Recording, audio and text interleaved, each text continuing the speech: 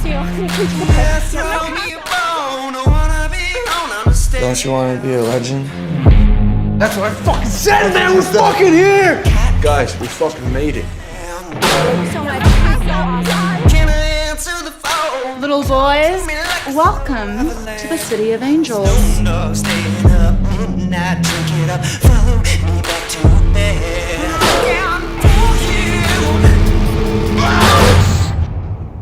Don't you want to be a legend?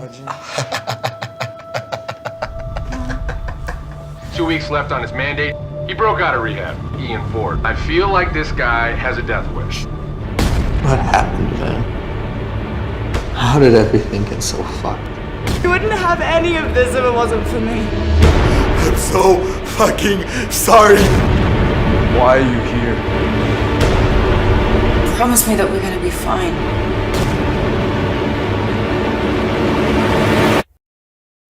I promise. Before the band blew up, this girl. What girl? Sarah. Her name was Sarah. Welcome to another episode of Thinking with Mike, and today I have the special extra privilege of being able to talk to a movie director, screenplay writer, actress and acting coach, and lots more, who is my special guest today. And she just won last Sunday an award in Muskogee, Oklahoma, the Bare Bones International Independent Film and Music Festival. She won the Robert Rodriguez Independent Auteur Filmmaker Award, and well-deserved, because I just watched her film. I heard Sarah. I got it. Okay. And it is an amazing film. And Kimberly, welcome, and thank you for coming on my show. My pleasure. Thanks for inviting me. Well, it was easy, and the timing seemed to be good because I didn't know you were up for this award, and then I just found out you won it. So something to talk about. And I just saw your film, and it really was fantastic. It was a feature-length film. What was about 90 minutes long? It's actually 78 minutes long. 78 minutes. Well, it was. It didn't seem like a short by any length. It seemed like a real film, and I wasn't sure what I was getting myself into, and it was great, and it was touching, and it seemed to almost mirror the life of like a Kurt Cobain kind of character. And you read that in the film, but you get really intimate. It's not superficial at all. You really get intimate into a compelling story that is like I was telling you before. It reminded me of the Stations of the Cross. There was some serious heavy stuff going on. And you develop some characters rather quickly. And you can tell, my impression was that I knew you were an acting coach, and you direct like an acting coach. You've been told that before? What does that mean to you? What it means to me is that I was seeing the camera stay on an ensemble of characters for a really long time. It didn't seem like you were hiding behind quick chopped edits where you see the back of someone's head and someone talking to someone's face you don't see. And my limited acting experience and what I've seen in theaters is that some of the hardest part about acting is listening and not talking, because then you see who's really got it or not, because you could have some really bad listeners right on stage. And it was just beautiful to watch all these ensemble characters at a dinner table or in an apartment doing drugs and partying and stuff. And you keep the camera on them for a really long time, and it's beautiful. And you just let the audience in like it's an intimate experience. Is it fair to say? Well, I mean, that's just music to my ears, because intimacy and the truthfulness of the story was top priority for me. For many reasons.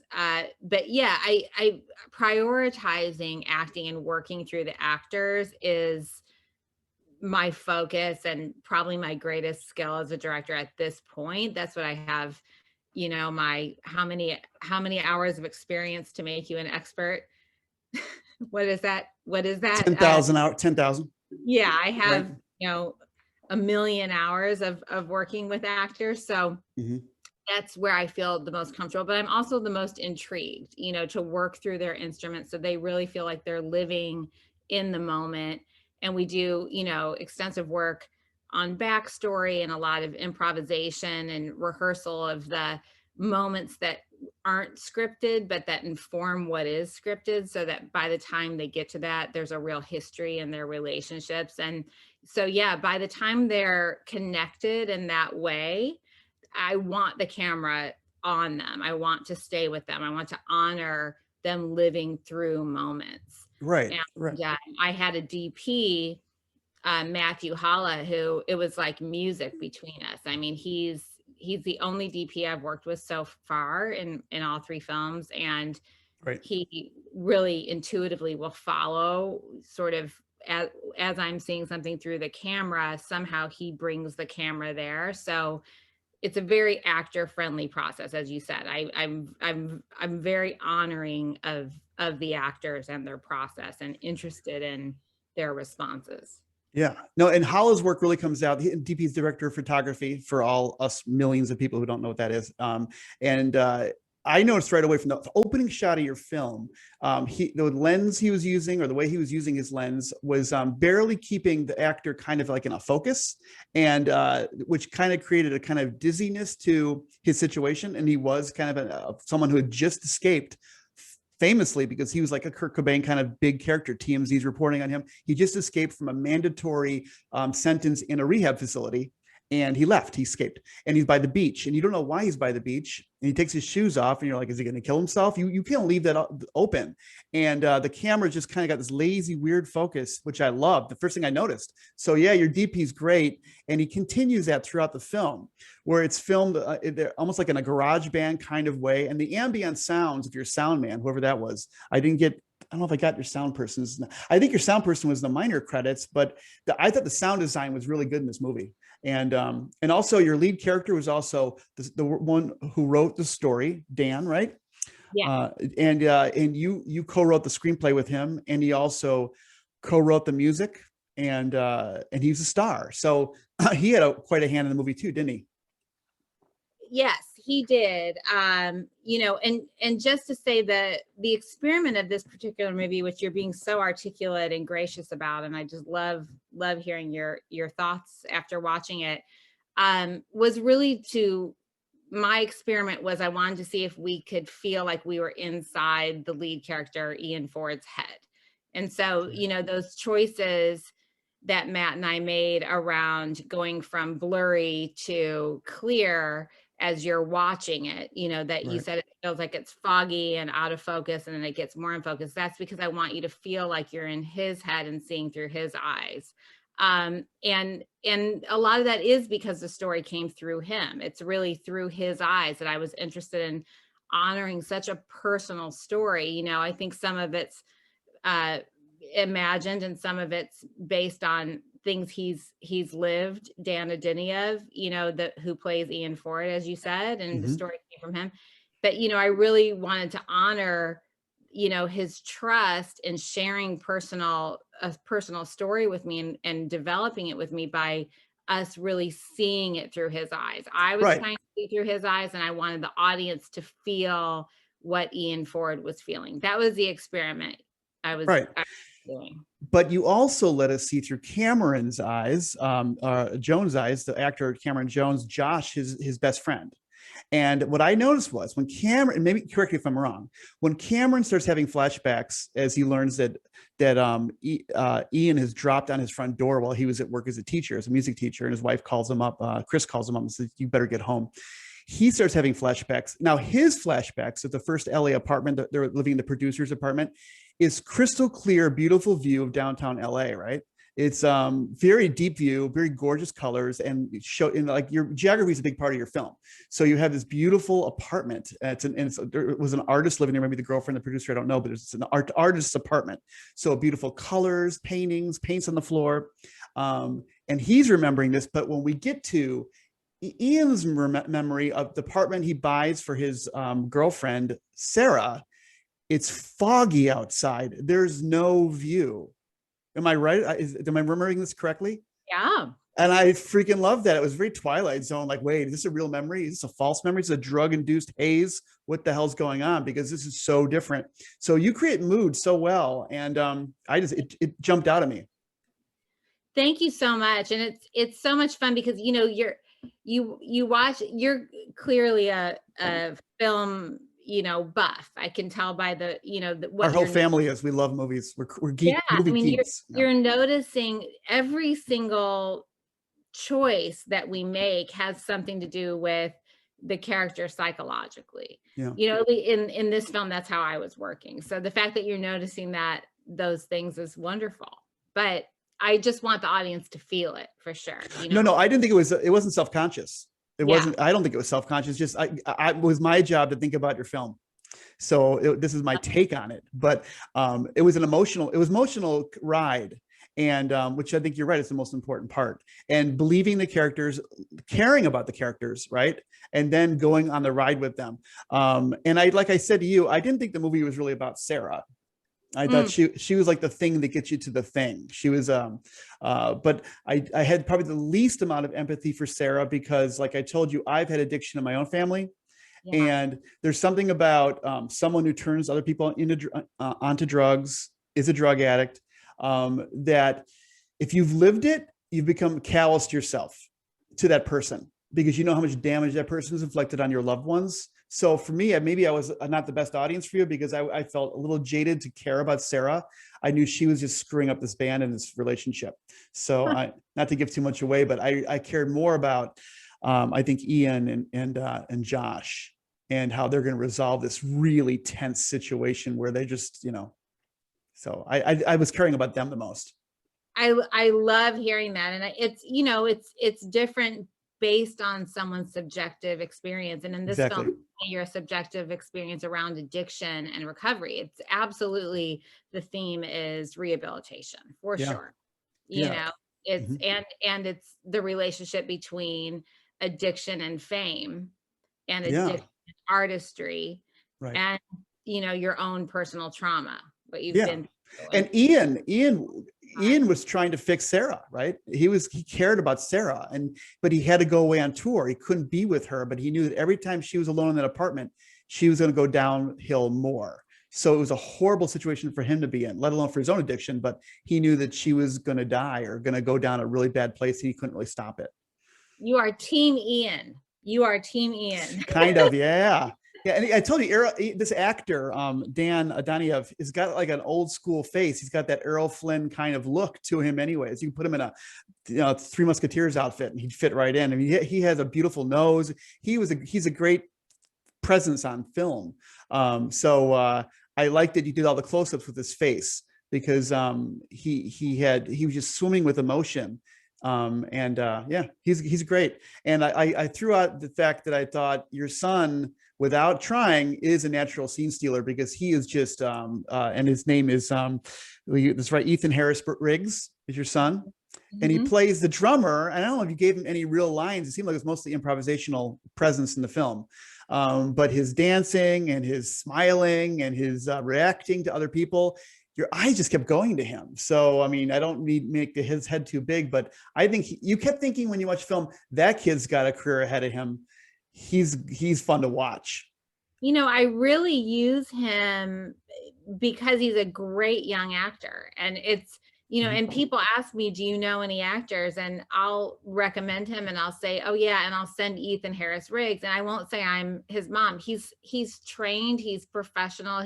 He always, brings amazing choices to set. And it's this interesting thing where, yes, I'm his mom, but I'm also using him because he's a really fine young actor, and having to be a little objective about that as a director is kind of strange, but I have to. And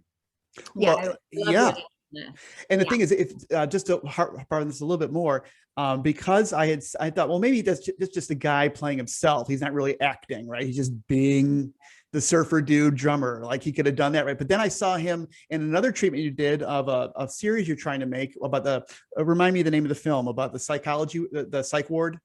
It's a short film called Faith. Faith, yeah, thank you. Yeah. And in Faith, I forgot that was him, and I went back and go, oh my God, that's the same kid. And he plays a completely different character with a different kind of hair, different kind of look, a completely different person altogether. My mother came upstairs, saw the blood, and smacked me across the face. Now we're talking. Talk dirty to me, baby. Mwah. You're an Orthodox Jew. It's not uncommon for a mother to do that. I'm Irish Catholic. After that, I hardly ever get my period. In fact, when I was pregnant, I didn't even know it. I just thought I was getting fat for 6 months. Ooh, still might be the case. I'd love to be pregnant. And he plays it with such deadpan humor that I was like, okay, yeah, he's the real deal. Well, thank you. On behalf of him, I'll take that compliment for him. But I agree. Yeah, what he did in Faith was just, I can't think of anyone else playing that character now. It was really interesting. All of those actors, I love that project. Hey. Every time. Stop that. Never. It's too easy. You look upset. Are you gonna tell me what's wrong?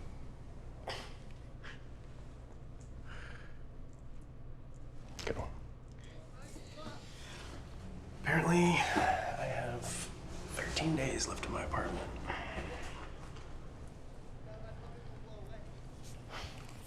Can they do that? Yeah. Yeah, also apparently there's a law against not paying rent. In your family? I consider you a friend. So if you asked to stay with me or for anything, you know I wouldn't even blink.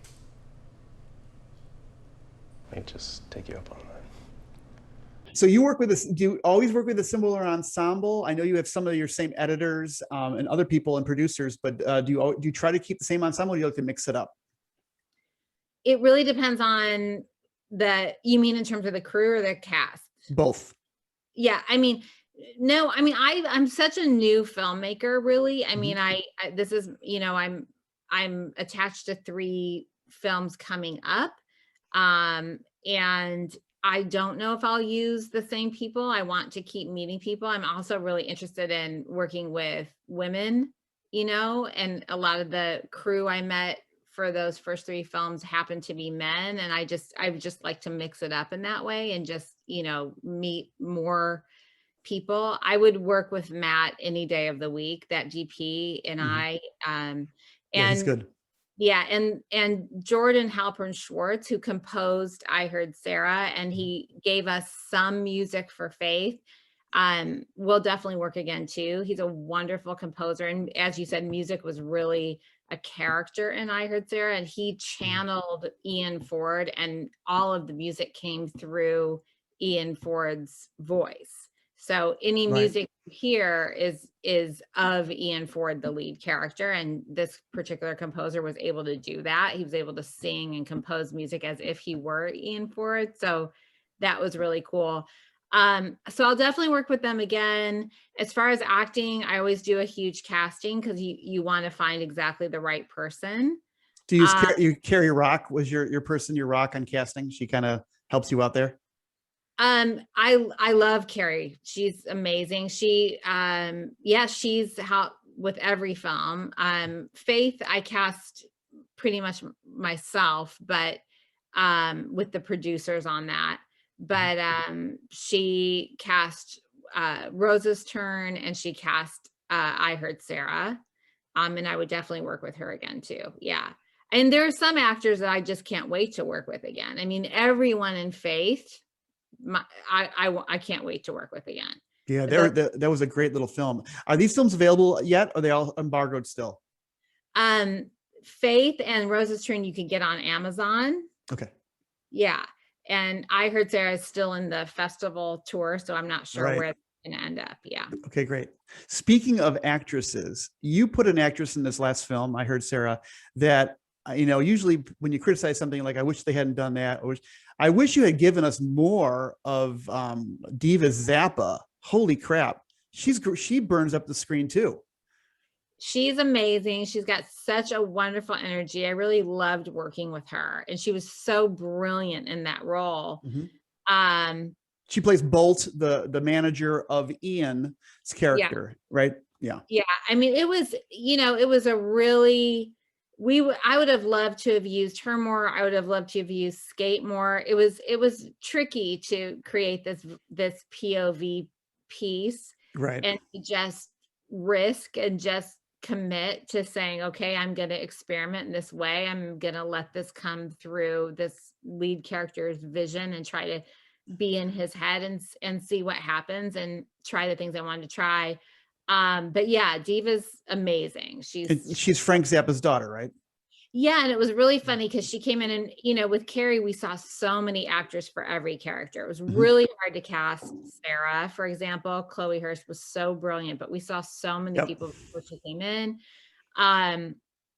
But Diva came in and, you know, I did the little nonverbal signal to Dan and Carrie, like, oh, that's it. I like her. And then we asked her to do some more stuff. And then she said, by the way, I am that Zappa, you know, because I think it's like, oh, really? You didn't look at yeah. So it must be like an elephant in the room with that last name, you know? Yeah. And well, that's even better because she's got this sort of music in her bones, this history that will come through and be in the film. But yeah, she just came in as an actor. We didn't know who she was. Right. My wife said, you mean Moon Unit's sister? I'm like, yeah, Moon Unit's sister.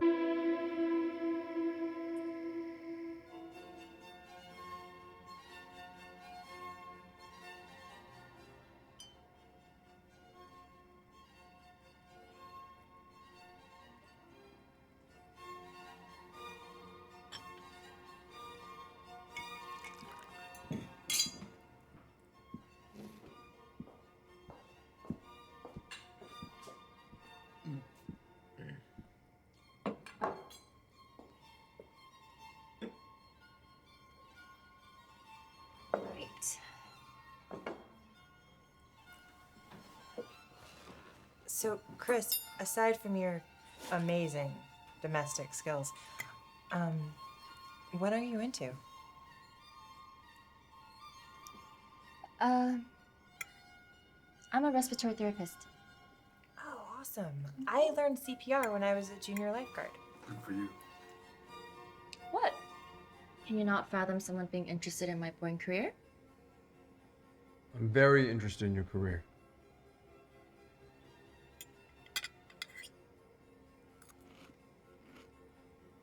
What exactly does a respiratory therapist do?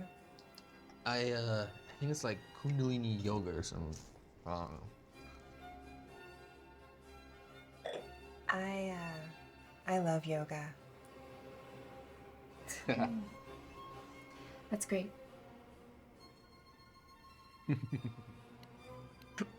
Yeah. Diva. Yeah. Speaking of casting, again, Chloe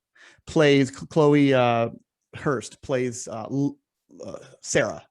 And like I said, I wasn't sympathetic to her character, not because of her acting, but just because of what she represented in the story, right? Yeah. But she is gorgeous. I mean, she really is a looker, isn't she?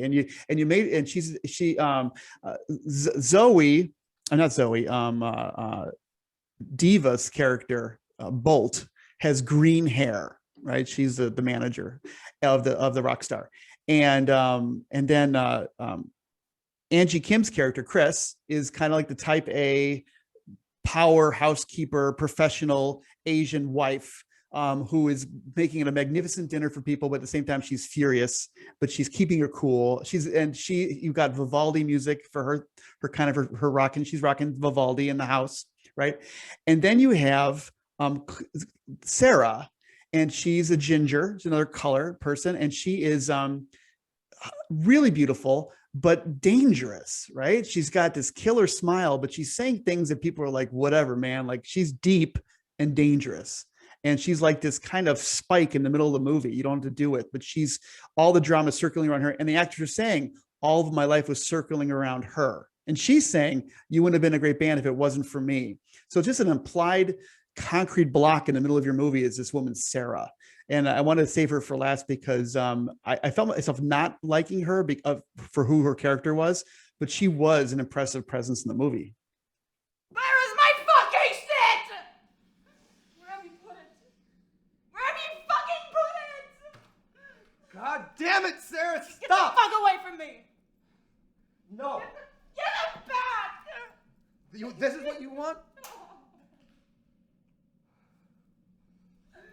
God damn it, Sarah.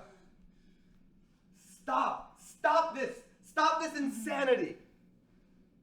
You want insanity? I can give you insanity. You'd have to be here to take it, but I can give you insanity. Stop this. Why do you want me to stop? Waiting for you, fucking waiting for you! I've been waiting for you every fucking day! You know what? You're so tired of sitting there? Then leave. Get out. There's the door. Huh? There are no bars, no chains, no fucking locks that you don't have the fucking keys to, huh? Great. Yeah, no, I mean, it's so brilliant for me to hear how it's triggering for you, how that character is triggering for you. And some people feel that way very much, and they sort of hold her responsible because technically she turned Ian onto drugs. Mm-hmm.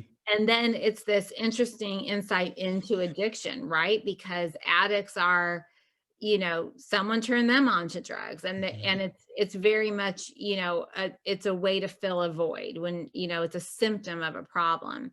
And, I think Sarah, that beautiful apartment that you were referring to that Josh remembers so clearly, that was actually one of Elton John's properties that somehow we were able to use on Sunset. It was just so perfect for the movie. Mm-hmm. That was her place. That was Sarah's place. So she's I didn't know that. I didn't know that was Sarah's place. Oh. Yeah. So she's this moneyed, sort of, she has money, but she's lonely, and she's kind of a groupie. I mean, she's one of these sort of 60s, even though it's the current time, she likes that 70s rock and roll scene, that late 60s 70s rock and roll scene, and she's helping them, but she doesn't really have a life of her own. She's an artist, but she's not really focusing on her own art. So she has a backstory too, and everyone has a backstory. There's everybody, no matter what they do. And there's that scene, where he leaves her, in her darkest moment. Or she's clenching her hands, right? She's clenching her hands because she's deep into addiction at that point in time. Yeah. And he walks out. So I think, I'm interested in stories where everyone is flawed and, where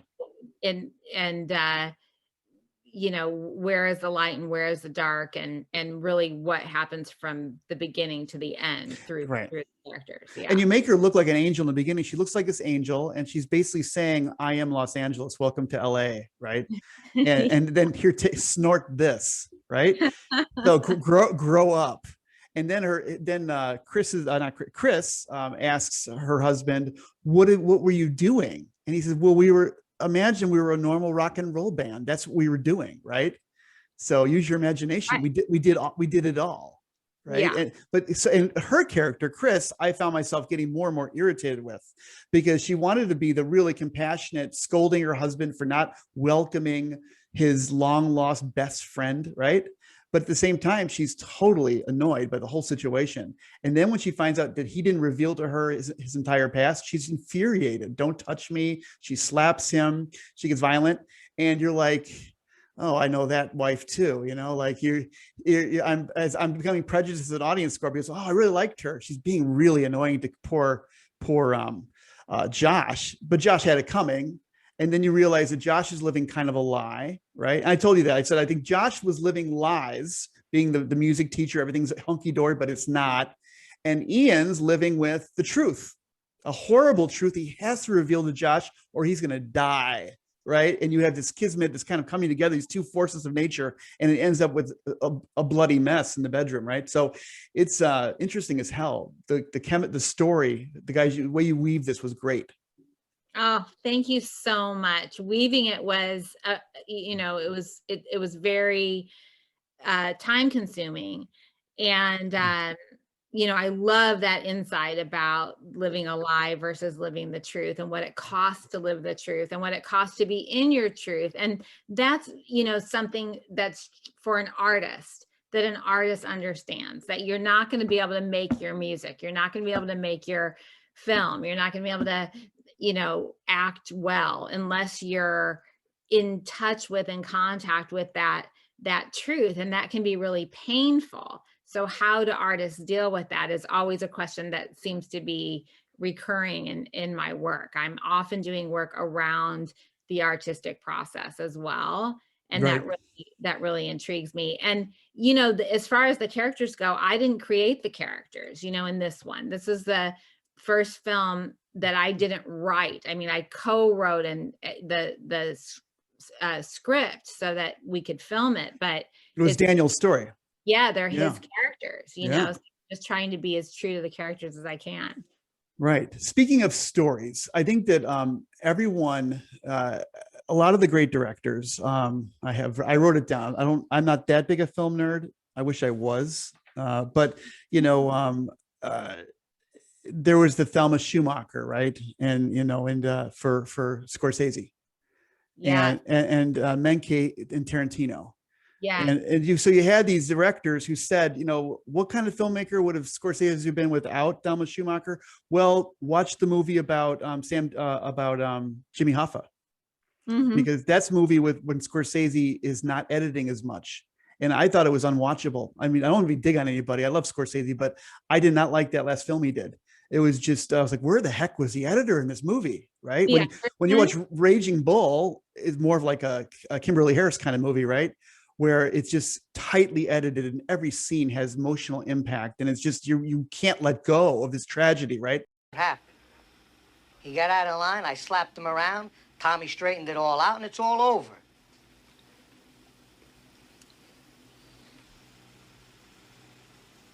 You give me that look, Joey. I gotta accept your answer, you know. But I'm telling you now, if I hear anything, I swear on our mother, I'm gonna kill somebody. I'm gonna kill somebody, Joey. Well, go ahead and kill everybody. You're a tough guy, go kill people. Kill Vicky, kill Salvi, kill Tommy Como, kill me while you're at it. What do I care? You're killing yourself the way you eat. You're a fat fuck, look at you. For you, I mean, how frustrating is it, and how much do you need an editor to keep you reined in?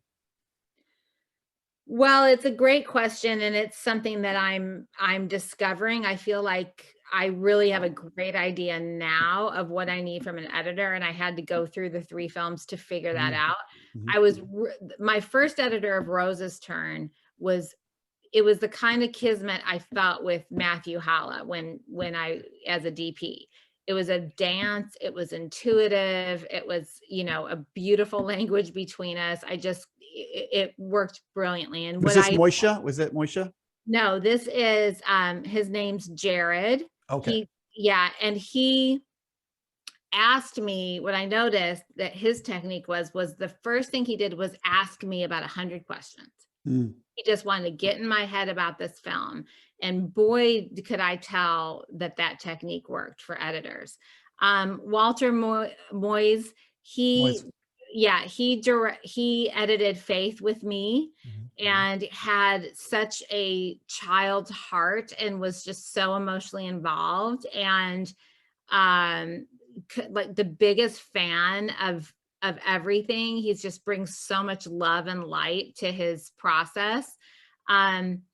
And then I heard Sarah, I had several editors. I just, you know, I kept every incarnation. We were sort of, and I was traveling, I was directing something in New York. So every incarnation, it was a little bit, and by the end, you know, we used a little bit of Walters and a little bit of Moons. And then I came in and did some myself and got it to where it is. But that one was harder to edit, but mostly because of timing and traveling and stuff like that. But it's very important. I would love to find a Thelma. I would love to find one editor. I think that'd be amazing. Yeah, what I was learning about doing my research on editing was one of the great editors was Verna Fields, right? And she was like a monster in Hollywood. She became an executive in Hollywood. But her great editing, for instance, the scenes in Jaws, the people said that movie was basically made by her because what she did with that editing, and she invented the wipe away edit. is that what they call it? Wipe away, where basically there's an action happening with like a telephoto lens from a distance, and then a person walks in front of the camera, and you could switch over to a different point of view without changing the narrative of the scene.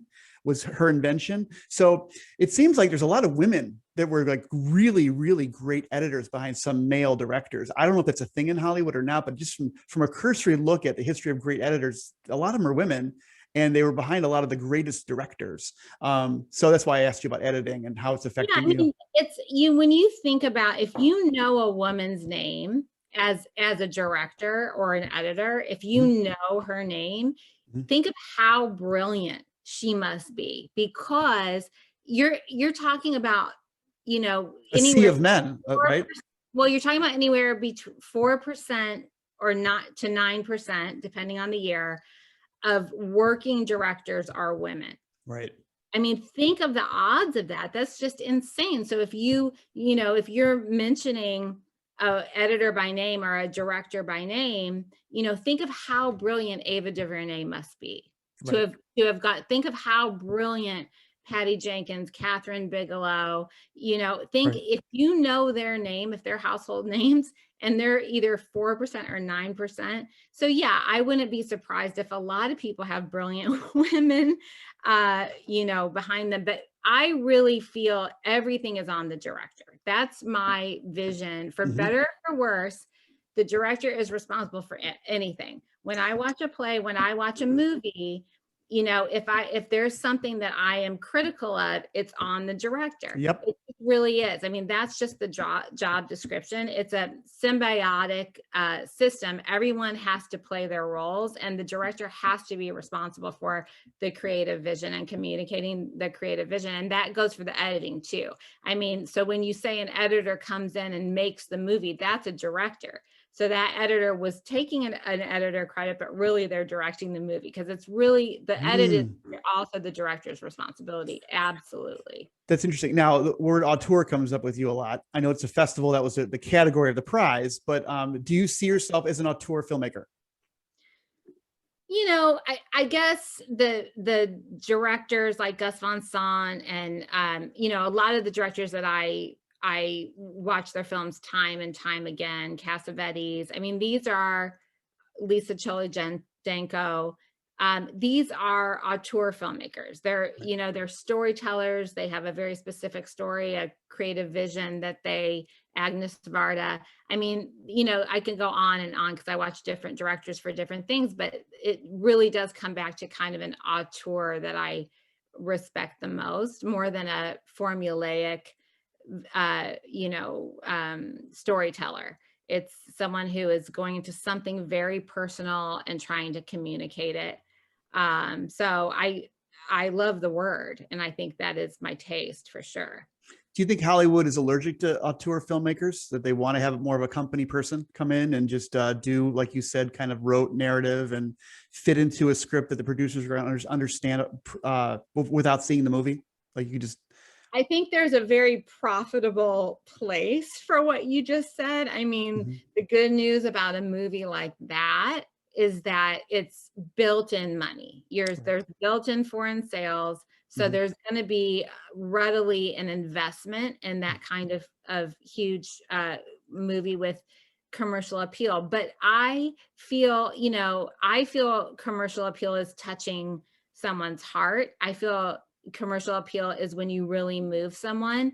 So I don't really believe or ascribe to that divide. And maybe that's just incredibly idealistic, but you look at, for example, Nomadland, which just won. Yes, there was one huge A-list star in it, but this is a story, this couldn't be a more human story. This is about and it couldn't have been more raw performances. It couldn't have been more personal.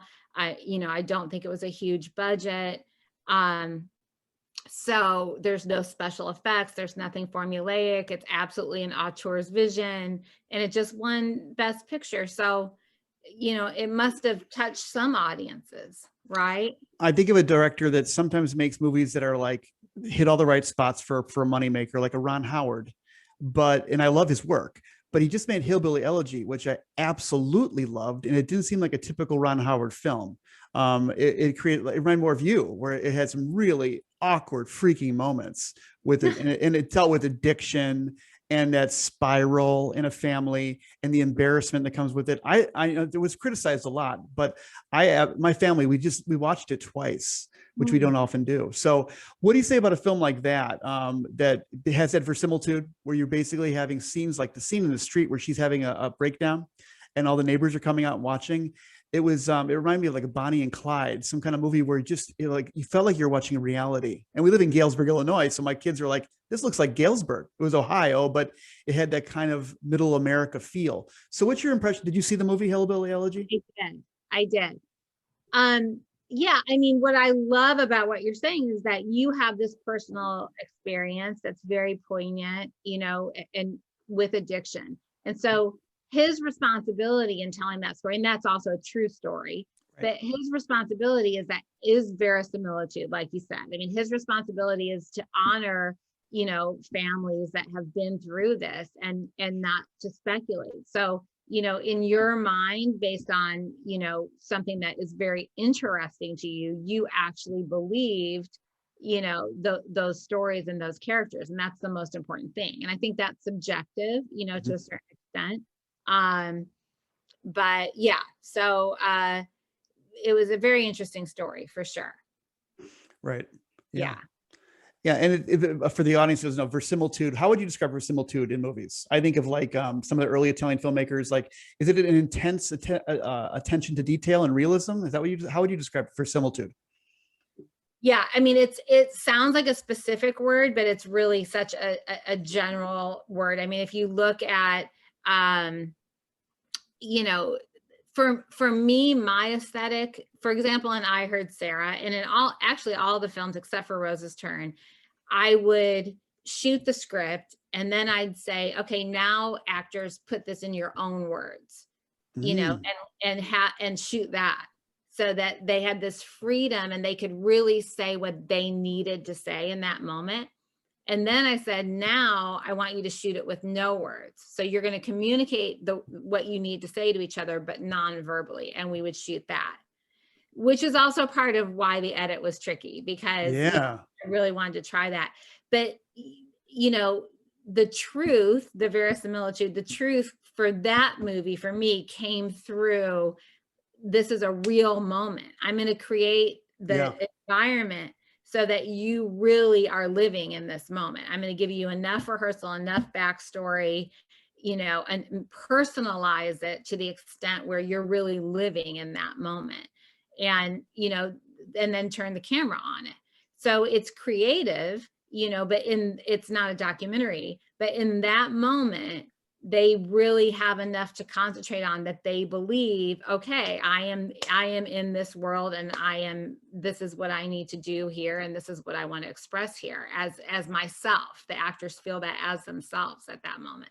That's the kind of verisimilitude that's really interesting to me. Yeah. Picking up against those limits and really making it personal. So it's you in these imaginary circumstances, but it's you. Yeah. You shot a very long take, or you're allowed to be in the film, a very long take of them performing in a venue. And I was impressed by how long you let that take go. Right. It was a long time, but it didn't seem wrong, but it was like, I feel like I'm at this concert and these guys are really jamming. Is your son really a drummer? Because you kept going to him. It looked like he was on the beat, but you let these guys jam for a really long time. And I was like, wow, that's an interesting decision she made in this film, to give you a real sense that they're a band. Why did you do that? It's a great question, because I went back and forth. So basically I used that music video as a passage of time in this, and I was watching a lot of French New Wave when I was prepping for this. And I wanted to make a decision that both really got them, you had to see them at their height together. Right. And so I conflated this music video with the passage of time between, 6 years ago when they were first starting out to now. And I wanted you to be with them on that journey through their music. And I wanted you to see that he was really a good rock star, that they had something. And to answer your question, yes, Ethan took drum lessons for the movie. He had a great style. He did the high hand style. Yeah. And you did a lot to create a kind of reality, LA reality. You had the girls, of course, following him, wanting his autograph right in the beginning. And you kind of created a kind of, you aged them well too, because they look really young in the scenes, in the back scenes. They look very, Christopher, especially like Josh, his character looked amazingly younger. You put the eyeliner on him. He just looked like a different guy. Yeah, he really did. I just want to credit, while we're talking about that, Joanna David, the costume designer. She and I worked really hard on that. And but the looks were amazing that she created with them. So they really looked younger to older, but also the acting. I mean, Cameron freaks me out at his transition. It's almost like he's a different person. Yeah. He really did beautifully with that. I mean, I demanded it. I needed that for the performance, but what he did with it was just, I thought, sensational. I mean, you could feel the freedom of the youth. Yeah. And the then, movie, exactly. And the movie could have easily gone to, like, it's just a theory that they had a big band, right? And the movie could have been less because you didn't really establish the reality of their band, but you established it. So it wasn't a theory, right? You believe it. Yeah. They played together, all the time on, that was what they were doing. Back to this idea of the truth in film or verisimilitude, it's, if I were to just turn the camera on them as a band, if they hadn't already really truthfully in real time created music together, hung out together, partied together, been together, done all the things the characters had done together, you wouldn't have felt that camaraderie between them. I mean, that's what I do. I make sure they live the actual moments that they're talking about in the script. And that's why we were fascinated. I mean, I would say, okay, now it's this time, and this is what you're doing, and this is where you're coming from, and you're just coming home and you're going to party. And we would just turn the cameras on, and they were so in character that it was fascinating. Yeah, it's very old fashioned in a sense, because you said the idea is men who love each other will wrestle and punch each other. And right off the bat, you have them wrestling in front of Sarah and the drummer. And they're seriously wrestling on the floor. They're freaking wrestling, right?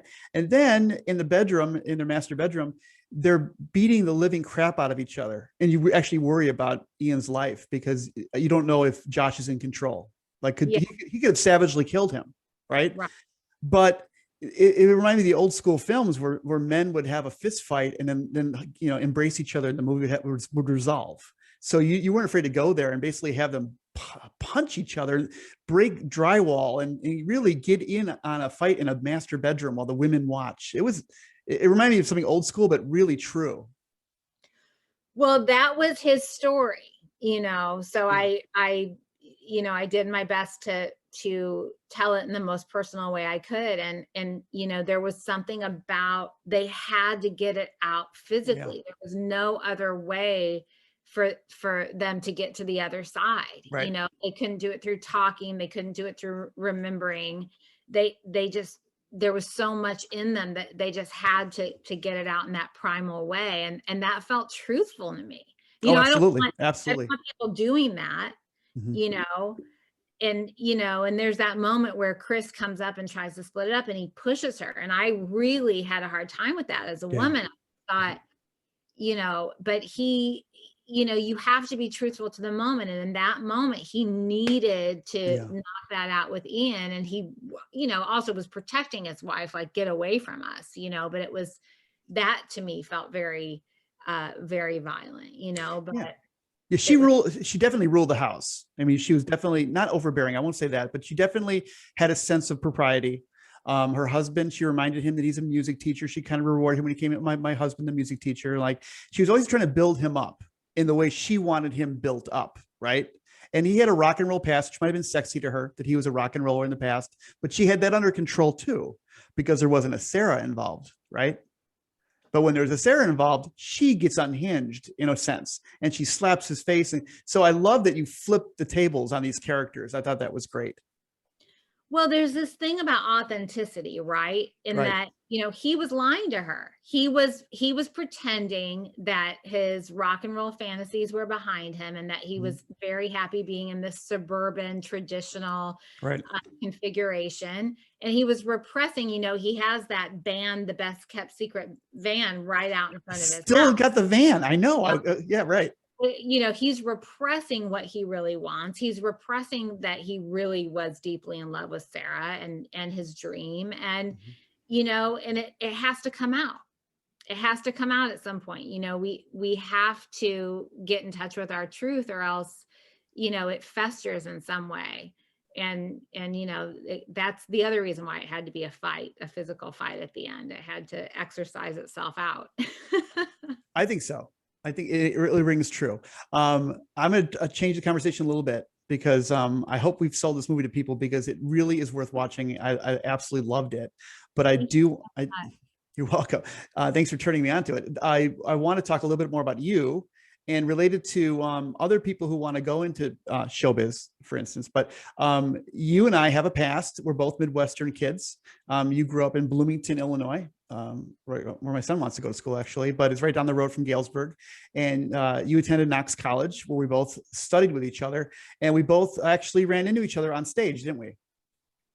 Yes, we did. I just want to ask you quickly, where does your son want to go to school? ISU or Wesleyan? Oh no, he wants to go. I have two sons. One's the cellist composer, and one's going to be a fireman. So I think he wants to finish his fireman's degree, and I think he might want to go to a school in Bloomington to finish. Oh, great. Okay. Which is Heartland, I think. Oh, Heartland. Yeah, sure. Great. Yeah. I grew up in Bloomington Normal. My parents are English professors at Illinois State University. My dad was then the chair. My mom taught poetry and women in literature, and my dad taught English lit and with a focus on American literature. And I was very lucky, because they were very, they were very interested in a very cultural concentration. They insisted that I go to Knox. I was like, I'll just go to the state school. They're like, no, you're in Knox, and that's where we met, you and I. And Knox was great. I could not recommend that school more highly. I can't value the education I got there enough. And I loved the theater and everything I learned there. But for me, I went there, then I went to ISU and got my master's in theater. Oh, okay. And that was also growth. In between, I was working professionally in Chicago, which was probably the most influential on my learning. But for me, I needed to learn the method. I needed to go to the Actor Studio MFA program to really understand the craft. I studied writing from the method technique, and I studied acting from the method technique. And then I really started to understand for the way I'm built, how to craft something that is resonant according to my own aesthetic. But what Knox did was, just an education in everything. I mean, history, right. Black history, women in history, theater history. And you and I were in a Shakespeare play together, right? That's the first thing I did at Knox was try out for my first play, and I landed the role of Nick Bottom in Midsummer's Night's Dream, across from you, who were a fairy, I believe. A fairy. Yeah. And that was amazing. And you were great in that. You were. It was fun. Yeah. I got the part. How I got the part, because I never acted before, and I came out of high school being a jock. I was not a thespian. That was me. But I wanted to try new things at Knox, and people said, you should try it for a play. It'd be a good experience. I saw that. So I'm on stage, right, and we're doing a reading, and I'm with a bunch of Sigma Nus and Fijis, the other guys in fraternities who are more theater guys, and they're playing it like in an acty way. And this was supposed to be the Rustics, and I knew the play from high school. So I said, well, this is like Mo, Larry, and Curly. These guys are rustics. These guys are rough. So I started getting physical and pushing the other guys, right? And that got me the part. Just that I was able to get a little physical, landed me the part, because I was able at least to know how to read the mood of the script. This is raucous, lowbrow humor. This is not Shakespeare, right? But so that was a great experience. Verisimilitude. Huh? Verisimilitude. There you go. Yeah, absolutely. And I think the director, Ivan Davidson, to his credit, I think he wanted to bring a little bit of humor in the play. So he's like, that's the play's opportunity to bring in some laughter is the rustics, right? They carry a lot of the humor. Your character for sure. Yeah. Yeah, it was fun. Yeah, so I distinctly remember you in that part. And then because we were like in the Bower together, right? You were one of the attending fairies for me. So how could I forget that as being a young man? And then we played in a very big production by a man named Salil Singh, who's a senior project he wrote his own play. And he was kind of like, he had aspirations of like Cecil B. DeMille. Because I remember there was it was a cast of thousands and people in togas, and there was time travel. And that was the play that convinced me I didn't want to be an actor, because it was a nightmare. Every time it was my turn to talk, it was like a page of dialogue. And I had nightmares for years after that play. So, but you got pulled more in. You went to get a master's in it. So your dad was an amateur theater actor, right? Yeah, I mean, he worked in summer stock in Texas. He's from Texas, and he went to Texas Lutheran College on a football scholarship. But he always acted. He was a really good actor. He was leading everything, and did some summer stock. And then when I came back from New York, I said, "Dad, let's get you a headshot."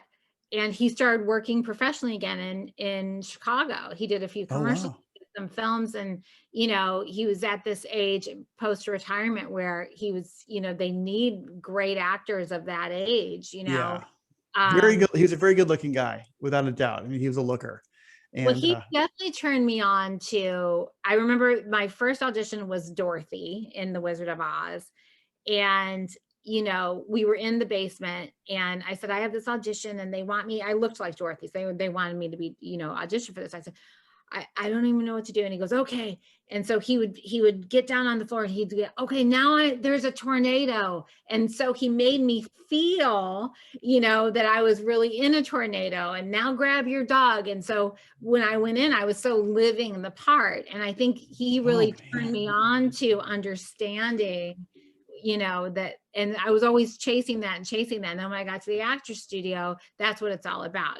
How can you really be the character?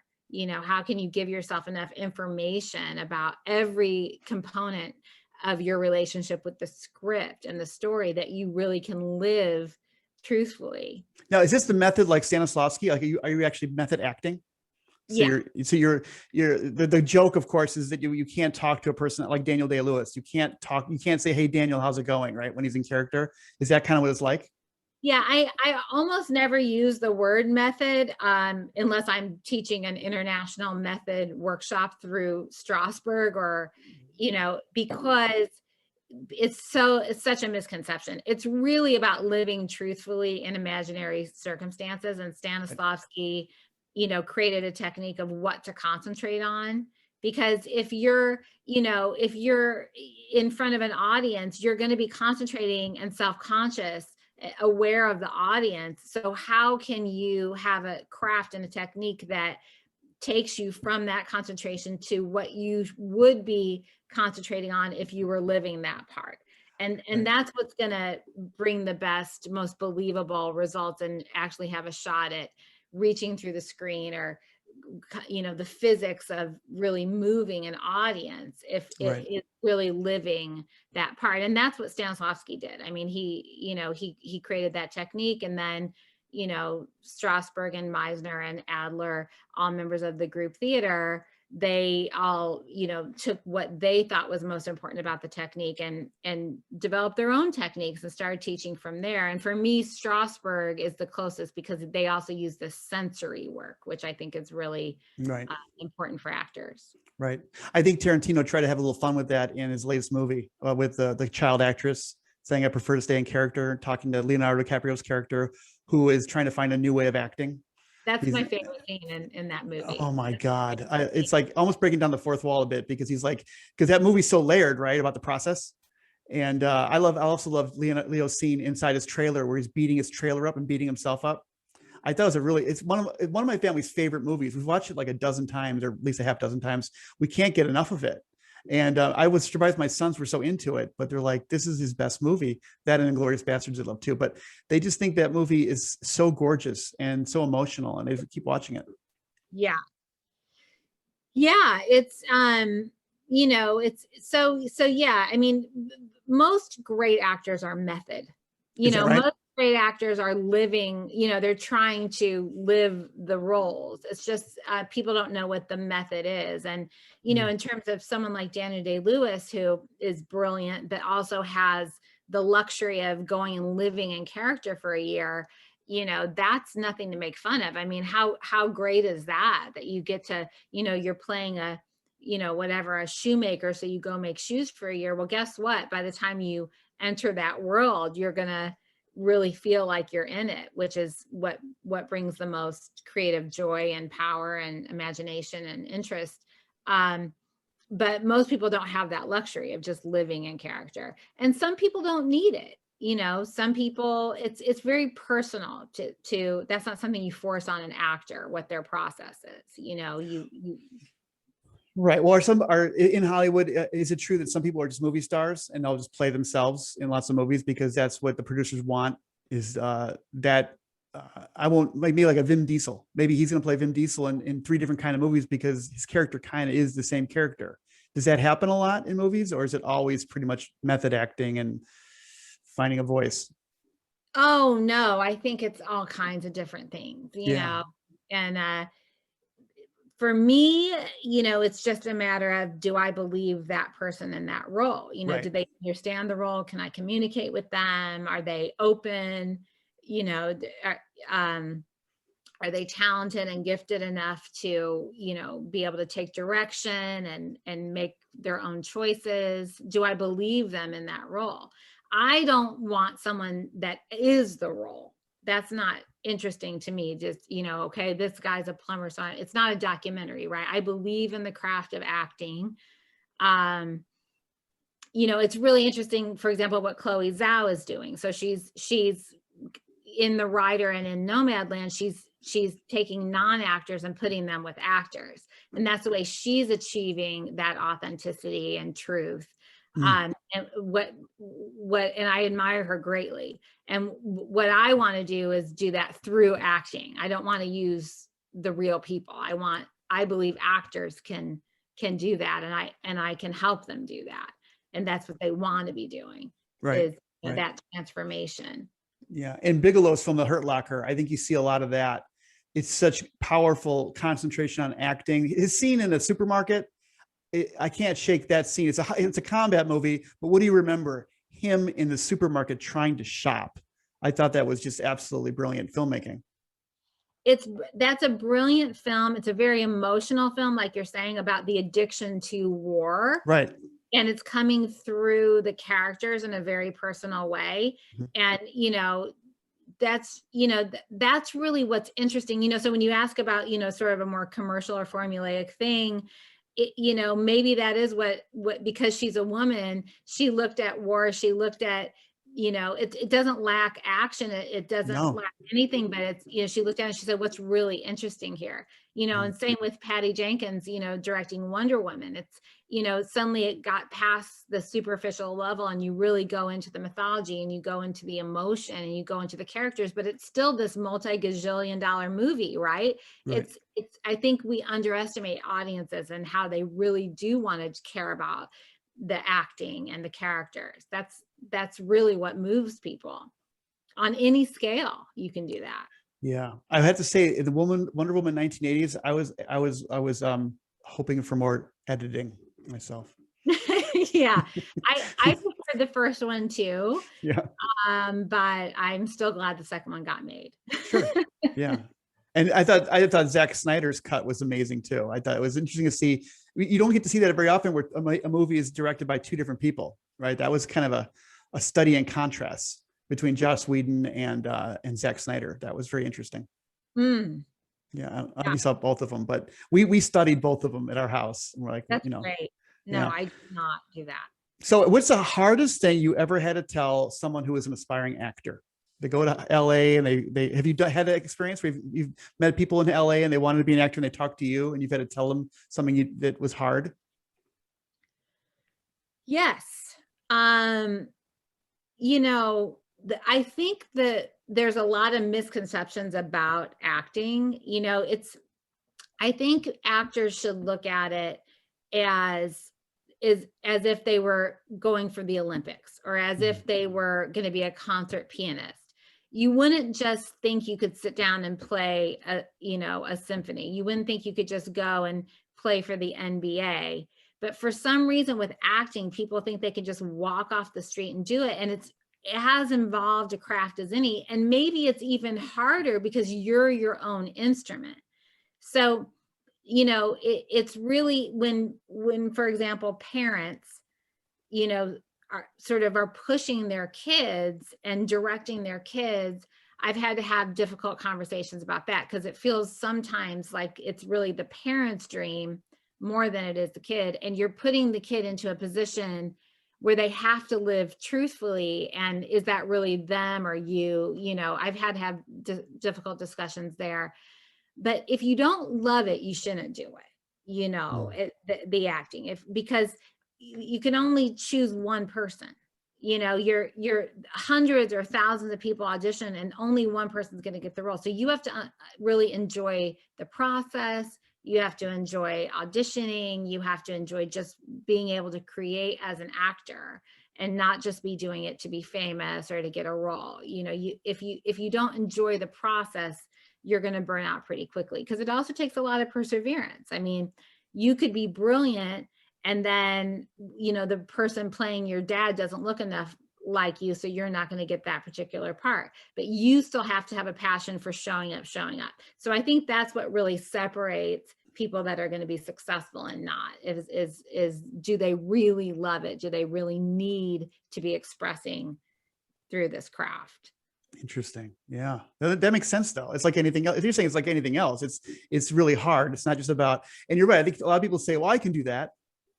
Yeah. They're just faking it. Right. Just fakers. And it's so, I was going to ask you, I think that going to a Knox college, one of the wonderful things about going to liberal arts college is, and not majoring too early, is to experience trying to act, trying to be in a choir and sing a song and have a music teacher tell you your voice isn't really professional. Right. Or just like I went and saw dance.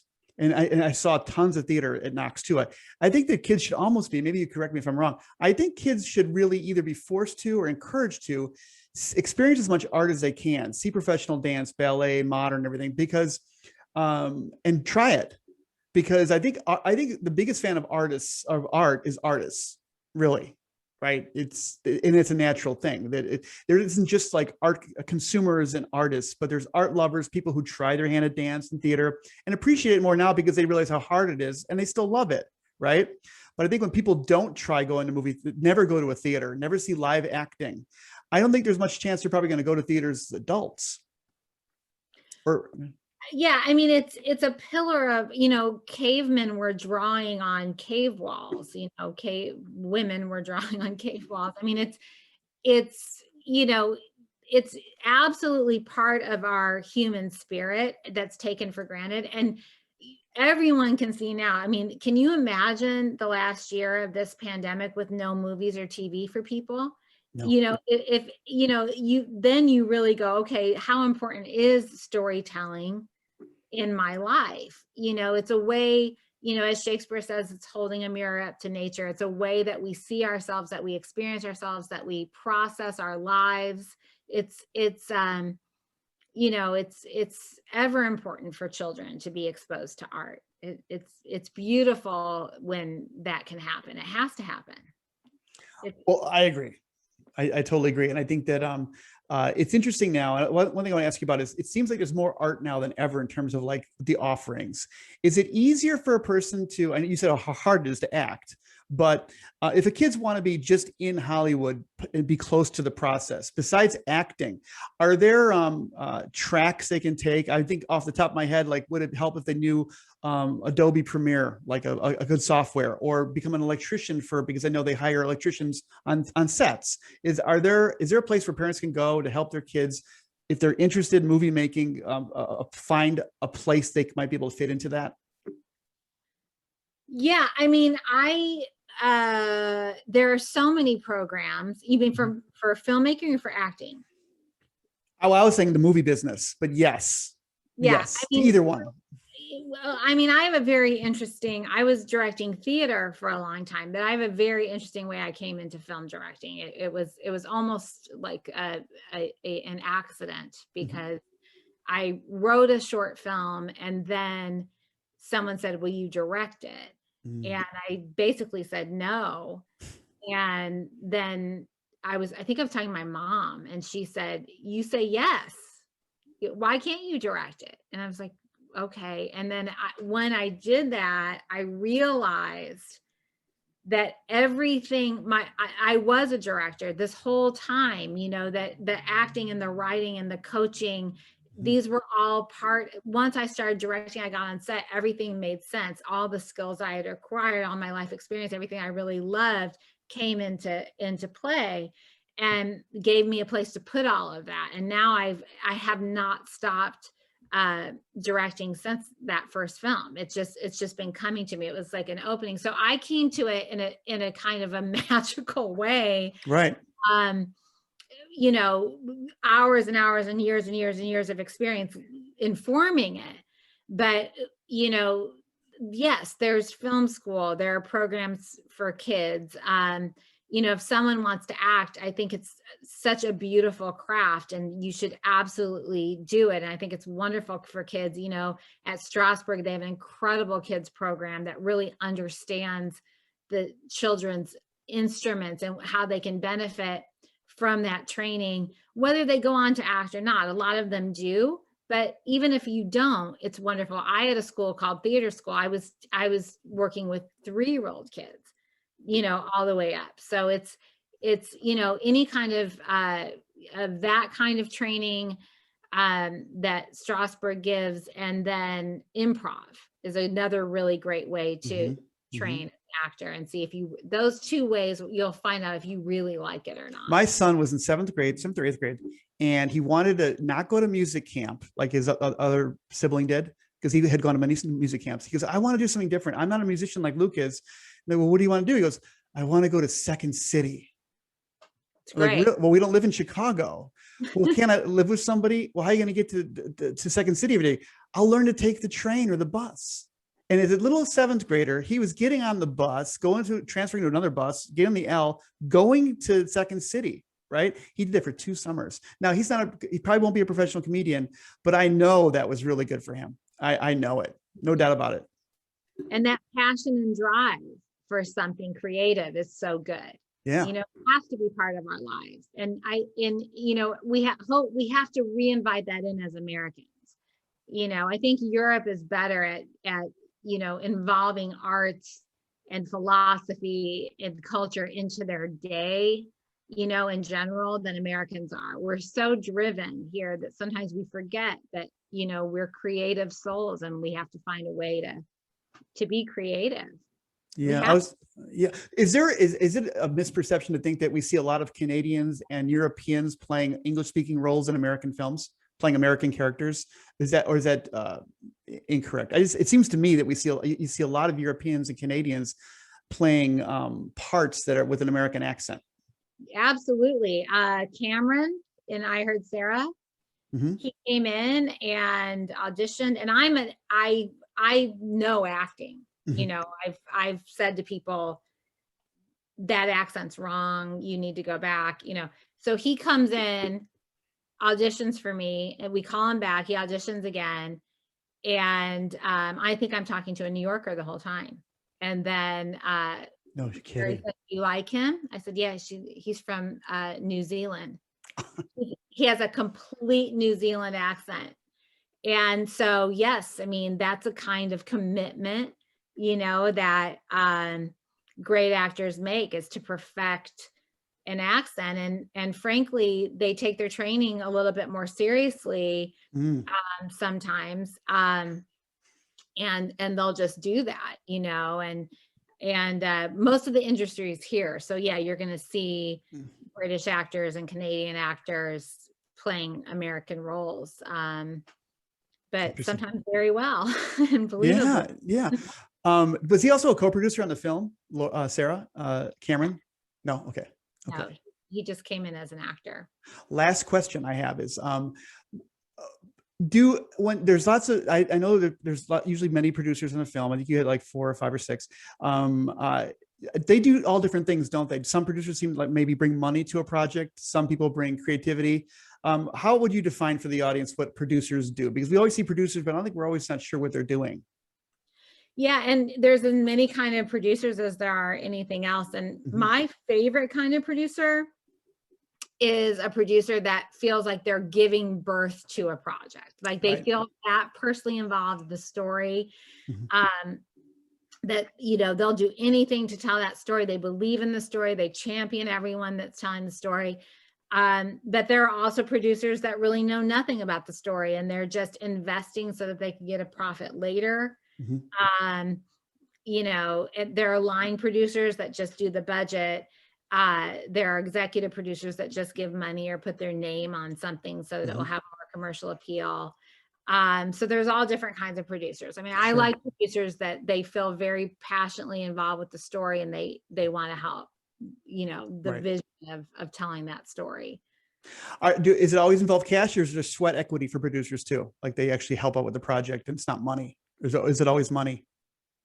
No, I mean, producers do all the legwork. An executive producer is just money. Okay. You know, but a producer is in there, you know, finding the locations, keeping everything moving, knows every specific of everything on the film, a good producer. Interesting. Okay. Thank you for clarifying that. I wasn't sure because you see producers, like sometimes movies, they have producers as characters and they tend to be Joe Fat Cat Money, you know, I want to make a profit, but I had a feeling there was more to it than that.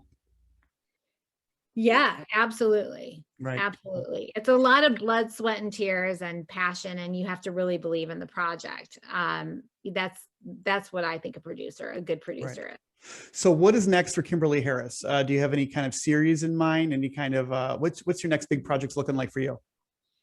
Well, I'm going to direct Robert Alan Ackerman's The Boy in the Pink Flip-Flops. That is in Italy. We're very excited about that. We're in the casting process for that. I'm going to direct a movie called Tell Me Something Good that is being shopped out to different streamers now. It's a brilliant dark comedy, youth dark comedy. I wrote a film that I'm looking for a producer for. I'm shopping around 2 producers, just the beginning process of that. It's a feature that I just love. And then, as you mentioned earlier, I'm developing Faith into a series. Right. Yeah. And that, does Faith take place mostly in the treatment facility? Well, the movie does, but the series takes place there pivotally, and then you go into the individual characters' backstories as well. Right. I love the use of the puppets, by the way. It's an ongoing joke in our company because we're doing more content now with kids. And I'm always the one who wants to bring in puppets. And I'm like, will you cut it out with the puppets? I'm like, no, puppets with kids is awesome. Do you want to see them wake up, have them interact with an inanimate object? You know, I think I might win this one, but we're still fighting about puppets. So I love to see your characters with puppets, like sock puppets. It was great. Thank you. Well, you're welcome. Well, thank you for being on my show. You've been a wonderful guest, and I'm so excited. It's neat that I've known you for so long now, and to see that your career is just really blossoming, it seems like. And I'm going to continue to look at you, and I hope you come back on our show sometime, maybe after you get back from Italy. It would be amazing to hear about the Flip Flops movie. Yeah, I would love to. And this has been such a wonderful discussion. And thank you for paying such close attention to the films and asking such interesting questions. I really appreciate it. So free again.